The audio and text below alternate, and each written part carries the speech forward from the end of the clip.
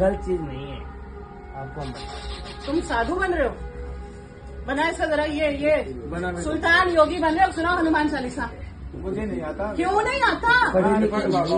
अनपढ़ बाबा क्या पढ़े हो? मेरे को नहीं आता है। जरा टीवी स्लो कर, जरा आवाज इसकी स्लो कर। क्या आता है तुमको? मेरे को जय श्री राम आता है, जय भोलेनाथ। अच्छा, अनपढ़ हो, ये कहाँ से आता है? तो आप लोग गायत्री मंत्र नहीं आता, नहीं आता। महामृत्युंजय मंत्र नहीं आता, हनुमान चालीसा नहीं आता, झांझर बजा के गली गली जाके मोहल्ले जाके पैसे मांग रहे हो। तुम्हारा आधार कार्ड दिखाओ, आधार कार्ड दिखा दिखाओ, दे, आधार कार्ड दिखा दो, क्या दिक्कत है? आधार कार्ड दिखाओ, सब लोग दिखाओ अपना आधार कार्ड। टमाटर आधार कार्ड दिखाने में क्या दिक्कत है महाराज जी? आप गलत नहीं हो, दिखा दो। देखो बहन जी, कोई अनपढ़ भी होता है, कोई पढ़ा होता है। कोई अनपढ़ हो, पढ़ा लिखा हो, सुनो बात नहीं सुनो। 6 साल के बच्चे मेरे